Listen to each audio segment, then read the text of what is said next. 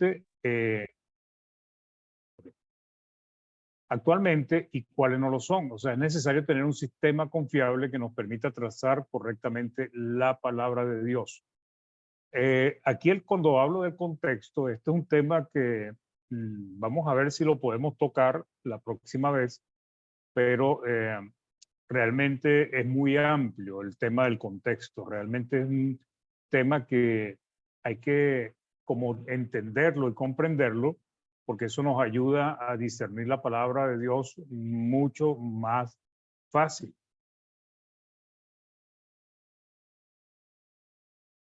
Ah, Anteriormente, analizamos las declaraciones claras y explícitas que nos enseñan verdades que debemos creer, los mandamientos directos o explícitos, entre los cuales están los mandamientos genéricos, el silencio de Dios, aquello que no mencionó, pero que es excluido en el mandamiento, el ejemplo apostólico, ¿verdad? Mediante el cual determinamos qué debemos imitar de la fe y las obras de los apóstoles y qué no debemos imitar. Entendemos que estos ejemplos se constituyen en mandamientos. ¿Ok? Entonces, en las sectas, las religiones existentes, como algunas iglesias o algunos dentro de las iglesias del Señor, han fallado en trazar correctamente la palabra de Dios y han descuidado o han querido cambiar las reglas de interpretación. ¿Para qué? ¿Por qué se busca cambiar las reglas de interpretación? Porque al cambiar las reglas de interpretación bíblica, automáticamente eso nos da oportunidad de cambiar el significado de lo que Dios reveló. Entonces, ¿con qué propósito? Para obtener justificación a sus creencias y prácticas que no tienen ninguna autoridad bíblica. Entonces, la interpretación o el discernimiento o la determinación de la voluntad de Dios por implicación o inferencia o deducción. ¿Qué significa esto, hermanos? Por implicación significa que hay que deducir, hay que inferir. O sea, tenemos que llegar a una conclusión. Es indispensable analizar ciertos versículos, analizar el contexto, tomar en cuenta a quién le está hablando, ¿verdad? A quién se le está hablando, el contexto inmediato y el lejano, para poder llegar a una conclusión. Nuestras conclusiones de ninguna manera, y esto es importante tenerlo en cuenta, deben contradecir lo que enseña otros pasajes bíblicos. ¿Qué quiero decir yo con eso? A veces uno puede llegar a conclusiones analizando la palabra, pero cuando las conclusiones a las que uno llega contradice otras partes de la palabra, nosotros tenemos que entender que estamos llegando a conclusiones o inferencias o deducciones que no son las correctas. Nuestras conclusiones de ninguna manera deben contradecir lo que enseña otros pasajes bíblicos, ni la doctrina de Cristo en general. Esta manera de interpretar la Biblia es un poco más exigente, o sea, por implicación o inferencia o deducción o conclusión, y un poco más complicada, por la razón de que debemos usar la lógica, pensar para deducir, inferir, y esto trae como consecuencia que muchos tuerzan la palabra. Hay que discernir la palabra y hay que usar el sentido común para no torcer las escrituras. Debemos tener una buena actitud para discernir lo que nos dice la palabra, quitarnos los prejuicios o ideas preconcebidas o lo que nos gustaría que la palabra nos confirme y disponer nuestra mente a aceptar la verdad, así no nos guste. Eso se llama tener sentido común, discernir, analizar, no leer un versículo por leerlo y de ahí sacar conclusiones de una vez, porque ese es uno de los errores que más se comete en la hermandad. Leen un versículo, se lee un versículo y ya de ahí sacan conclusiones y muchas veces no se evalúa si eso está contradiciendo otras partes de la escritura, ¿ok? Muchas de las cosas que la iglesia como los cristianos deben obedecer vienen de implicaciones, inferencias, deducciones o conclusiones. O sea, ¿qué quiere decir esto? Que muchas cosas que nosotros tenemos que hacer hay que deducirlo. O sea, tenemos que analizarlo, porque hay muchas declaraciones, hay mandamientos, pero detrás de esas declaraciones y mandamientos hay cosas que tenemos que hacer que no los dice de una manera explícita. La implicación, la deducción, la inferencia es utilizada en toda la Biblia, hermano. No es algo que sea un invento de los hombres. Hay que deducir. Y ya vamos a ver algunos ejemplos para que entendamos qué significa implicar, deducir, inferir. Entonces, en toda la Biblia, por Jesucristo, fue usado por los apóstoles, los profetas del antiguo pacto como del nuevo pacto. Si todos fueron inspirados por el Espíritu Santo, que eso es lo que nos enseña la palabra, debemos entender que esta manera de interpretar y de enseñar proviene de Dios. ¿Ok? Muy importante eso. Entonces, vamos a ver el primer ejemplo y vamos a entender qué significa implicar, deducir o concluir. Entonces, por medio de Moisés, Dios enseñó por implicación la resurrección de los muertos. Entonces, ustedes me dirán en qué parte se habló en el antiguo pacto de la resurrección de los muertos. Vamos a ver el ejemplo bíblico para que podamos ver cómo es necesario a veces profundizar en la palabra de Dios. Porque hay declaraciones que están enseñando otras verdades que no las dice clara y explícitamente. Éxodo 3:6 dice, y dijo, yo soy el Dios de tu padre, Dios de Abraham, Dios de Isaac y Dios de Jacob. Entonces Moisés cubrió su rostro porque tuvo miedo de mirar a Dios. Fíjense que esta declaración tan simple dice, yo soy el Dios de tu padre, Dios de Abraham, Dios de Isaac y Dios de Jacob. Tenía unas implicaciones, tenía que llevar a los judíos a entender qué quiso decir Jesús con esto, Dios en el antiguo pacto con esto. ¿Ok? Entonces, sus afirmaciones implicaban que existía vida después de esta vida y que habría resurrección de los muertos. Pero si nosotros volvemos a leer, dice, yo soy el Dios de tu padre, Dios de Abraham, Dios de Isaac y Dios de Jacob. ¿En qué parte dice que habría aquí resurrección de muertos? ¿En qué parte dice que Abraham, Isaac y Jacob están vivos? Pues resulta que esta afirmación que hizo Dios a Moisés, pues esta implícitamente, intrínsecamente, aquí está Dios revelando que Abraham, Isaac y Jacob estaban vivos y que también por implicación debía llegarse a la conclusión de que iba a haber resurrección de muertos. ¿Ok? Entonces, dice, lo interesante es que una afirmación contenga revelaciones tan importantes y que no están enunciadas claramente. En estos casos debe deducirse el mensaje detrás de las palabras. ¿Ok? Los judíos debían inferir, implicar y sacar conclusiones a partir de esta porción de la ley. La pregunta de Jesús es directa. Dios les había hablado a través de Moisés y del libro de la ley y ellos debieron entender y sacar sus conclusiones con respecto a estos tres personajes y con respecto a la resurrección de los muertos. Porque Cristo le dijo, ¿no habéis leído lo que os fue dicho por Dios cuando dijo, ellos podían deducir la verdad aunque estuviera expresada de manera indirecta? ¿Ok? Dios no ha puesto en su palabra enseñanzas que nosotros no podamos comprender, hermanos.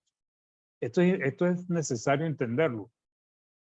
Dios nos dejó su palabra y es una revelación de Dios para que nosotros la entendamos, para que nosotros podamos comprenderla. Entonces no debemos pensar que la palabra de Dios sea una gran complicación entenderla. Lo que pasa es que tenemos que tener sentido común, una buena actitud, una buena disposición a la palabra de Dios. ¿Ok? Mateo 22 del 31, hablando de ese pasaje, Cristo le dice a los judíos, pero respecto a la resurrección de los muertos, ¿no habéis leído lo que os fue dicho por Dios cuando dijo, yo soy el Dios de Abraham, el Dios de Isaac y el Dios de Jacob? Cuando Dios hizo esta afirmación a Moisés, fíjense que Cristo concluye y dice, Dios no es Dios de muertos, sino de vivos. Porque si Dios está afirmando, yo soy el Dios de Abraham, está hablando de un hombre que para Dios está vivo, no de un hombre que está muerto y enterrado y se lo han comido los gusanos. Entonces Cristo dice, Dios no es Dios de muertos, sino de vivos. Pero, fíjense, dice, pero respecto a la resurrección de los muertos, ¿no habéis leído lo que os fue dicho por Dios cuando dijo? ¿En qué parte nosotros podemos leer de estos versículos? Déjenme buscarlo acá. ¿En qué parte nosotros podemos leer de aquí estos versículos que Dios está hablando de la resurrección de los muertos? Pues Cristo le está diciendo a los judíos en un tono de reprensión que ellos tenían que haber comprendido que en esta expresión que Dios estaba usando, estaba claro de que Dios no era Dios de muertos, sino de vivos, y que también estaba hablando de la resurrección. Vamos otra vez para allá.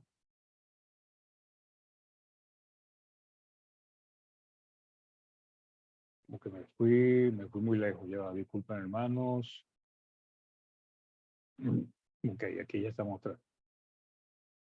Ok. Lucas, el escritor Lucas, pues en su evangelio recalca que Moisés les enseñó sobre este tema en el relato de la zarza ardiente. Al leerlo detenidamente, tal vez podían inferir que estos hombres de Dios aún vivían y que por tanto había vida después de la muerte.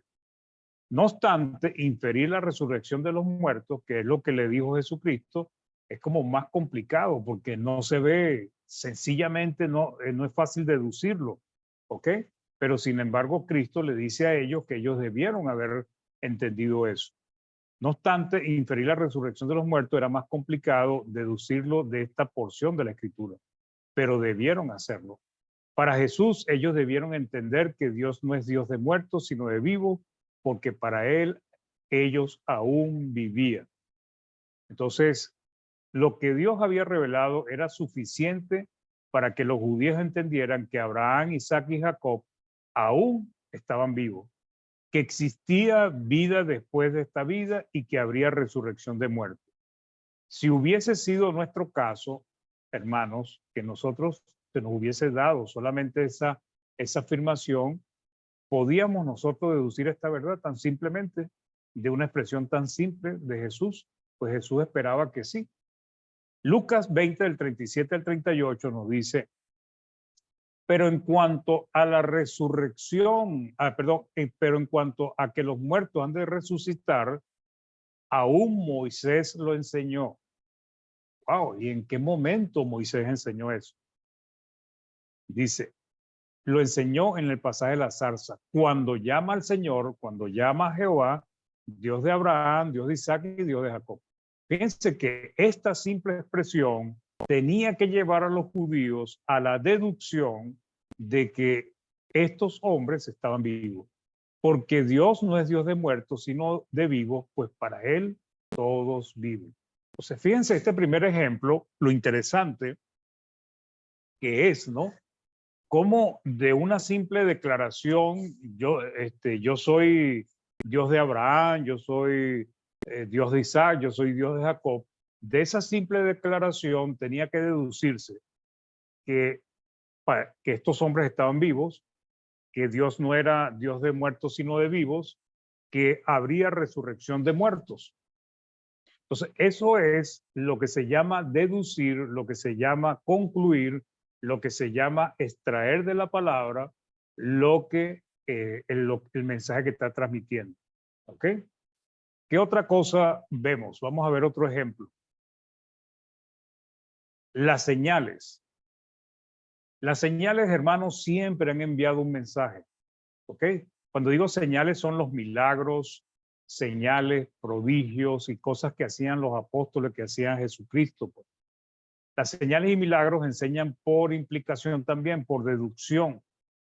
Porque al ver una señal, al ver que Cristo, por ejemplo, resucitaba a alguien que había muerto, al ver que Cristo le daba la vista a alguien que era ciego de nacimiento, a alguien que era sordo de nacimiento lo hacía oír, ellos tenían que llegar a ciertas conclusiones que Cristo no lo decía, pero las señales estaban hablando. Y las señales lo que estaban diciendo era que allí estaba el poder de Dios. Y si allí estaba el poder de Dios, entonces Cristo Jesús o Jesucristo, ese hombre simple, sencillo que ellos tenían al frente, era el Mesías, el Cristo esperado, el Hijo de Dios. Los judíos debieron entender y concluir que Jesús era el Cristo, el Hijo de Dios, y creer en sus palabras.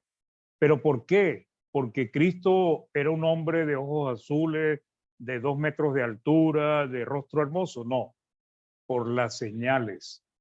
Las señales que él hacía, los milagros que él hacía, hablaban juntamente con Cristo.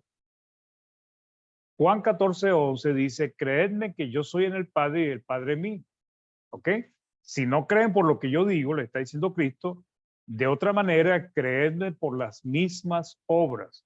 ¿Cuáles eran las obras? Las señales que él estaba haciendo delante de ellos. Juan 12:37 dice, pero a pesar de que había hecho tantas señales delante de ellos, no creían en él. Entonces, las señales estaban enviando un mensaje. Las señales estaban transmitiendo una verdad que los judíos que vieron hacer a Cristo tantas cosas tenían que haber deducido, tenían que haber concluido.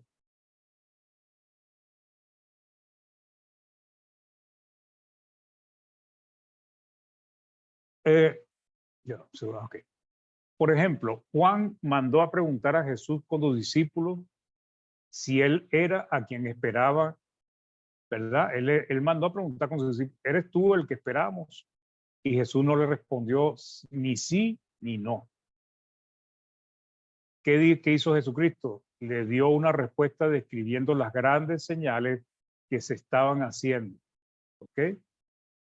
Les estaba diciendo, estas son las grandes señales que se están haciendo. Y por esas señales, Juan debía entender que sí era el que estaban esperando. Mateo 11, del 3 al 5 dice, para preguntarle, ¿eres tú aquel que había de venir o esperamos a otro? Jesús no le dijo sí o no, sino que dijo, respondiendo Jesús les dijo, id y haced saber a Juan las cosas que oí y veis. Los ciegos ven, los cojos andan, los leprosos son limpiados, los sordos oyen, los muertos son resucitados y a los pobres anunciado el evangelio. ¿Qué tenía que concluir Juan con esto que Cristo le estaba mandando a decir? Que sí, que por las señales este hombre, el profeta que había esperado el pueblo de Israel, el Mesías. ¿Ok? Eso es implicación, deducción, inferencia, llegar a conclusiones certeras. Las señales debían ser suficientes para que Juan concluyera que sí era aquel al que esperaba. Las parábolas o todo lenguaje figurado. Realmente es un tema interesante, hermanos, estudiar el punto de que la mayoría de las cosas que Dios nos explica en su palabra tienen una aplicación literal o una enseñanza literal, mejor dicho, pero él usa muchas figuras. Pues. Por ejemplo, él dice que Dios tiene manos, que Dios tiene ojos, que Dios tiene oídos, que tiene un corazón, pero eso son cosas físicas, pero que nos están tratando de enseñar una verdad con respecto a nuestro Dios. Entonces, las parábolas, Jesús usó las parábolas para enseñar, ¿ok? Pero las parábolas no definían claramente cuál era el mensaje de fondo que Cristo quería transmitir. Entonces, la parábola necesita que se deduzcan, que se entienda cuál es el mensaje que está detrás de eso. Jesús usó las parábolas o el lenguaje figurado, quienes le escuchaban debían sacar sus conclusiones, aunque en muchas oportunidades se vio obligado a explicarlas. Los fariseos en algunos casos comprendieron que Jesús hablaba de ellos mediante parábolas o lenguaje figurado. Mateo 21:45 dice, y oyendo sus parábolas, los principales sacerdotes y los fariseos entendieron que hablaba de ellos. ¿Ok? Entonces ellos dedujeron. por las parábolas que estaba enseñando Jesucristo, ellos dedujeron que estaba hablando de ellos. ¿Ok? Por ejemplo, de la parábola de los talentos, deducimos o concluimos, ¿verdad?, que debemos usar nuestros talentos en el reino de Dios, o sea, al servicio de Dios. ¿Por qué razón debemos usarlo? Porque Jesús nos pedirá cuenta por el uso que le demos, y si no usamos nuestros talentos, vamos a ser como el siervo que enterró su talento y pondremos en riesgo nuestra vida eterna. Las parábolas, hermanos, tienen un mensaje o enseñanza que descubrir y debemos identificarlas, debemos deducirlas para poder sacar las conclusiones necesarias. Mateo 13, del 34 al 35, dice: todo esto habló Jesús por parábola a la gente, y sin parábola no les hablaba, para que se cumpliese lo dicho por el profeta cuando dijo: abriré en parábolas mi boca y declararé cosas escondidas de la fundación del mundo. Marcos 4:34 dice: y sin parábolas no les hablaba, aunque a su discípulo en particular les declaraba todo. ¿Qué quiere decir esto? A toda la gente que lo escuchaba les hablaba en parábolas, pero a su discípulo después les explicaba el significado de las parábolas. Entonces, lo que estamos viendo es que tenemos que aprender, hermanos, a que debemos deducir, tenemos que sacar conclusiones, tenemos que llegar a declaraciones claras y sencillas con respecto a pasajes de la Biblia que tienen una enseñanza de trasfondo. No lo dice claramente, pero se deduce de ella.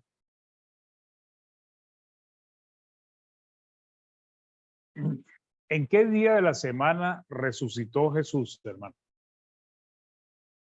Porque en sí la Biblia no dice directamente que Cristo resucitó el primer día de la semana, sino que se deduce, ¿ok? Se concluye, se infiere, pues, el día en que Cristo resucitó. ¿Cómo se puede llegar a inferir eso? Primero, Lucas 23, 52 al 54 dice: fue a Pilato y pidió el cuerpo de Jesús. Eh,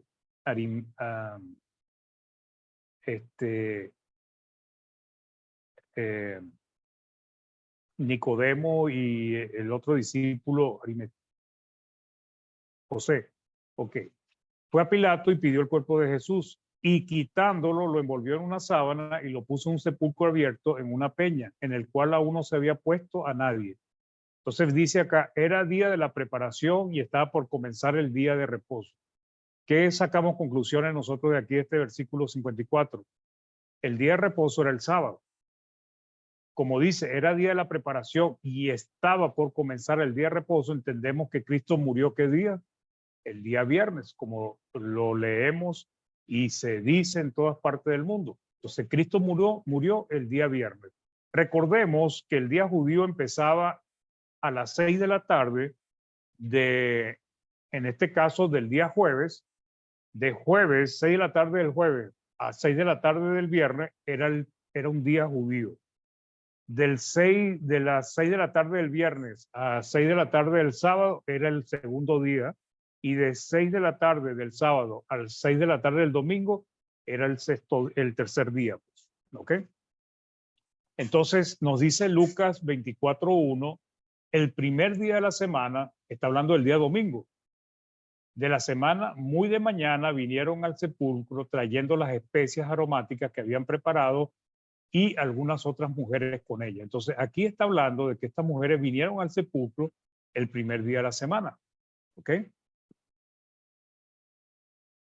Lucas 24, del 13 al 15 dice: y he aquí, dos de ellos iban al mismo día a una aldea llamada Emaús, que estaba a 60 estadios de Jerusalén, e iban hablando entre sí de todas aquellas cosas que habían acontecido. Sucedió que mientras hablaban y discutían entre sí, Jesús mismo se acercó y caminaba con ellos. ¿Ok? Fíjense que aquí dice que Cristo se presentó al lado de ellos. ¿Ok? Y aquí dos de ellos iban iban el mismo día a una aldea llamada Emús. ¿Cuál día? El día en que Cristo resucitó. Entonces estamos tratando de deducir cuál fue el día que Cristo resucitó. Lucas 24, del 20 al 21 dice, y como le entregaron los principales sacerdotes y nuestros gobernantes a sentencia de muerte, y le crucificaron. Esos eran los que estaban caminando con Jesucristo a Emaús. Pero nosotros esperamos que Él era el que había de redimir a Israel. Y ahora, además de todo esto, hoy es ya el tercer día que esto ha acontecido. Fíjense que ellos están diciendo que este es el tercer día, o sea, Él fue muerto el viernes, el domingo era el tercer día, y ya Cristo estaba caminando con ellos ese mismo día. Entonces, ¿qué día resucitó Cristo? El primer día de la semana. Pero ¿cómo llega uno a esas conclusiones? Deduciéndolo, hermano. Deduciéndolo. Analizando y uniendo un versículo con otro. Hablemos del matrimonio, que es un tema bastante complicado, pues, ¿ok? La cantidad de personas que obedecen a la fe y con problemas en cuanto a su matrimonio no son pocos, hermano. Son unos cuantos. Y sin embargo, la enseñanza de Jesús es clara y contundente. Y muchos han buscado de muchas maneras desautorizar, desvirtuar, torcer lo que Jesús dijo. ¿Ok? ¿Es lícito al hombre repudiar a su mujer por cualquier causa? Los judíos lo hacían en la ley de Moisés. Esa es una práctica cotidiana. Ellos repudian a su mujer por cualquier causa. ¿Ok? Pero Jesucristo les da una profunda y tremenda enseñanza. Primero Jesús hace referencia a la creación de la primera pareja. O sea, él se va al antiguo pacto. Él no se va a la ley que le fue dada en el monte Sinaí al pueblo de Israel, ni lo que después permitió Moisés, sino que él se va directamente a lo que Dios creó inicialmente. Adán y Eva, varón y hembra los creó. Lo importante de esta declaración es que la primera pareja representa el propósito de Dios para el matrimonio. Así lo diseñó y estableció. Con esta enseñanza, Jesús certifica que el diseño de Dios para el matrimonio sigue vigente. ¿Okay? Entonces vinieron a él los fariseos tentándole y diciendo, ¿es lícito al hombre repudiar a su mujer por cualquier causa? Él respondiendo le dijo, ¿no habéis leído que el que los hizo al principio, varón y hembra los hizo?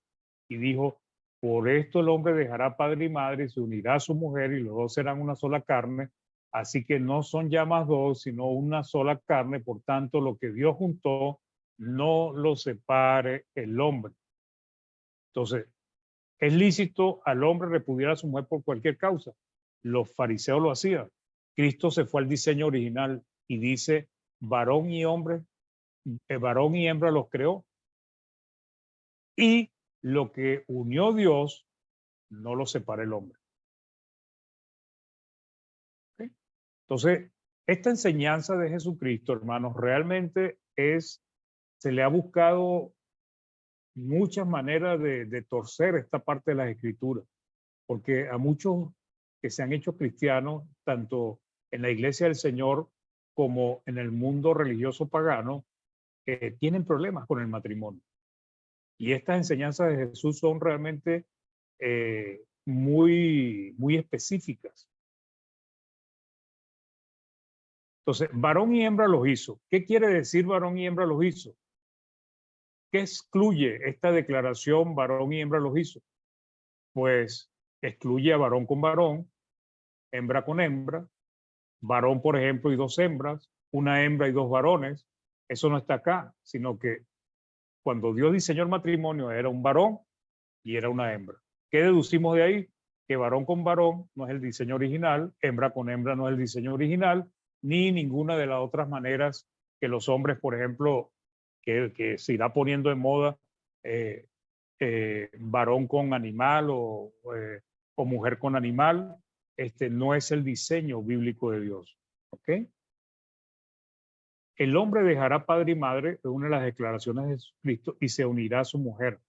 El propósito de Dios era que al unirse el hombre y la mujer vivieran juntos y no pretendieran seguir viviendo bajo la autoridad y la dirección de sus padres. ¿Ok? ¿Qué se deduce de ahí? Pues que el hombre y la mujer, al unirse en matrimonio, deben tratar de hacer su vida separado de los padres, no bajo el mismo techo, no bajo la misma autoridad de los padres. Y dice, los dos serán una sola carne. Una carne no quiere decir que se harán una sola persona. Siguen siendo dos personas, pero son uno. Una unidad en propósito, en amor, en responsabilidad. Es como decir Dios. Dios es tres personas, pero es un solo Dios. Es una unidad plural, pues. El matrimonio también es una unidad plural. Dos que tienen el mismo propósito, la misma meta, las mismas intenciones, tienen el mismo pensar y se han puesto de acuerdo para llevar adelante su matrimonio. ¿Okay? Mateo 19, el 3 al 9, sigue diciendo Cristo. Entonces vinieron a él los fariseos tentándole diciendo, ¿es lícito el hombre repudiar a su mujer por cualquier causa? Él respondió y le dijo, ¿no habéis leído que él que los hizo al principio varón y hembra los hizo? Y dijo, por esto el hombre dejará padre y madre y se unirá a su mujer y los dos serán una sola carne, así que no son ya más dos, sino una sola carne. Por tanto, lo que Dios juntó, no lo separe el hombre. Por tanto, lo que Dios juntó, no lo separe el hombre. ¿Qué quiso decir Cristo acá? Esta es la declaración que a muchos no le agrada. Pero cuando aquí dice que lo que Dios juntó no lo separa el hombre, está hablando de todo aquello que el hombre busque o piense o determine que le permite divorciarse o separarse de su mujer o la mujer del hombre. Solamente Dios diseñó el matrimonio para que hubiese dos casos. Uno, el primero era que debían morir debían vivir hasta que muriera uno de los dos. De la muerte era lo único que separaba,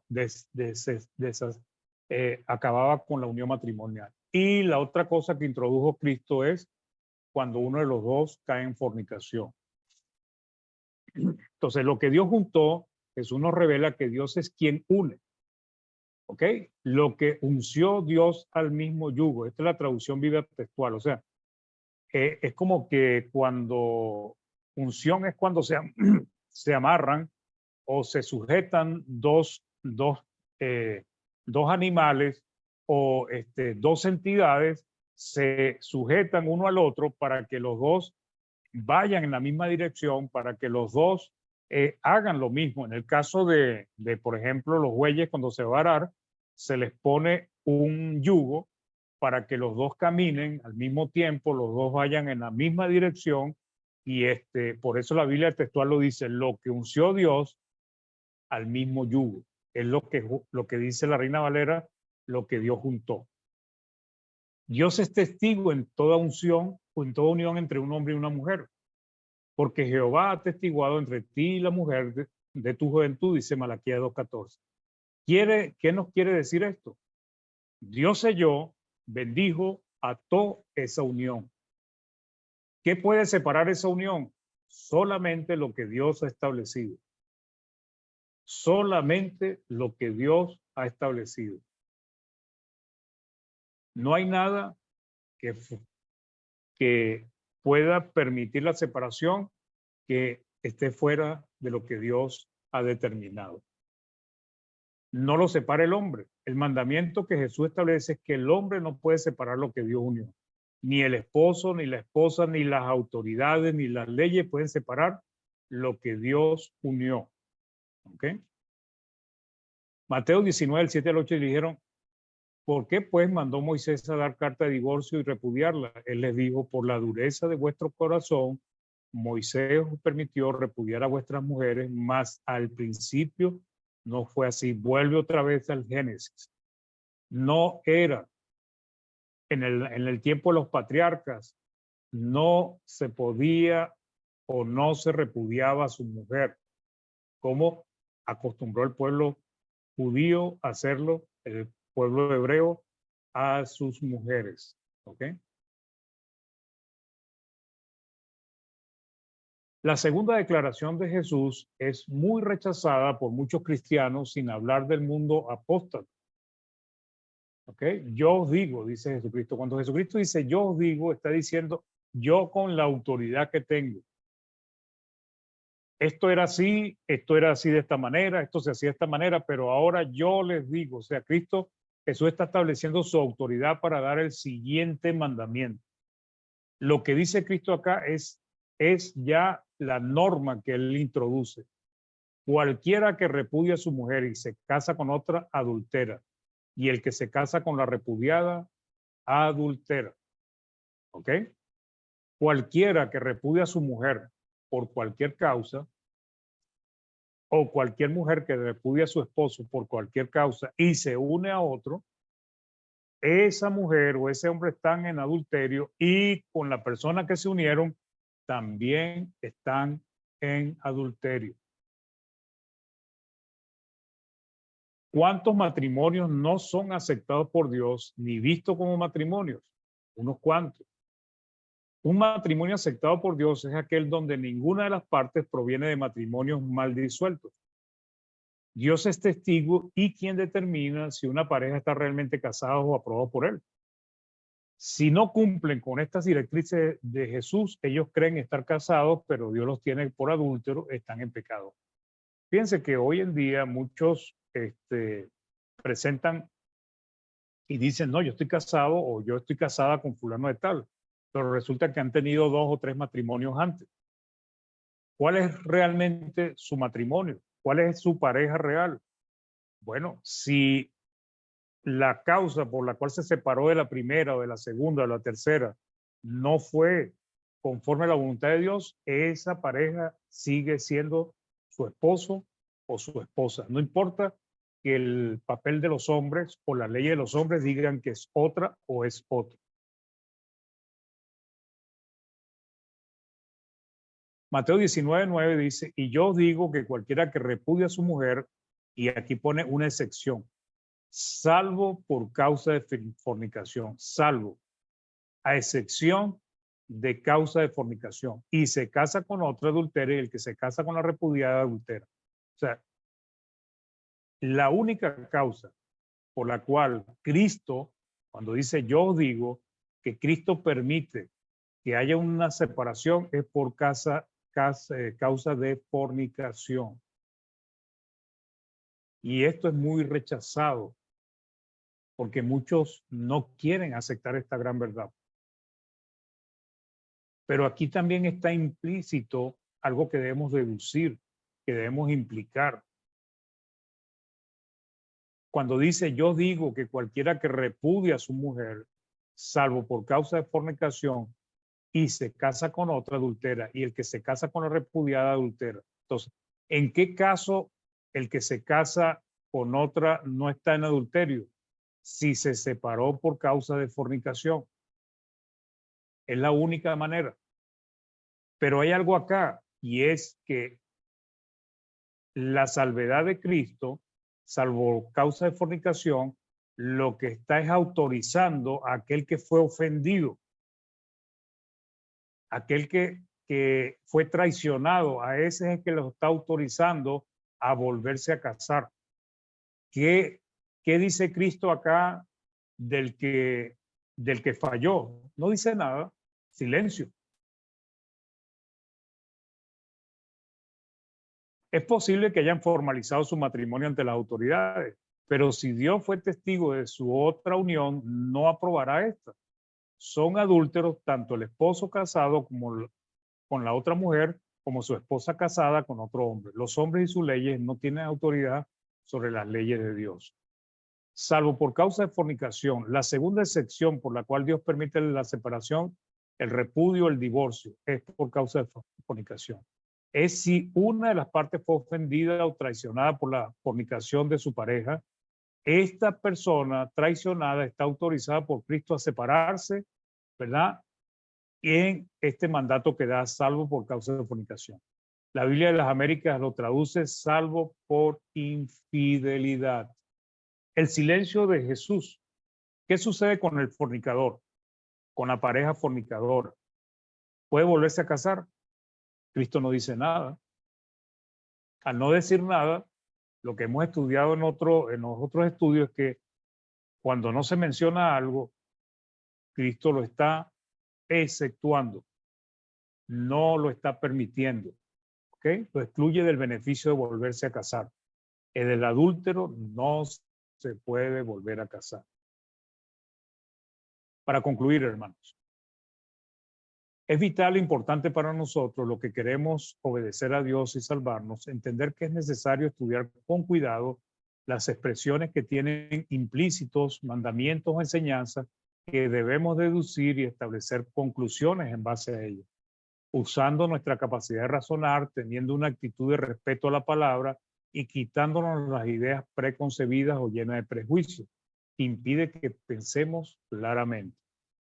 Hay enseñanzas y mandamientos en la palabra de Dios que deben ser deducidos, implicados a partir de declaraciones, expresiones que no lo dicen claramente, cuidándonos de no torcer la escritura y establecer doctrinas de demonios. La regla a considerar siempre: la palabra no se contradice y la palabra se explica a sí misma.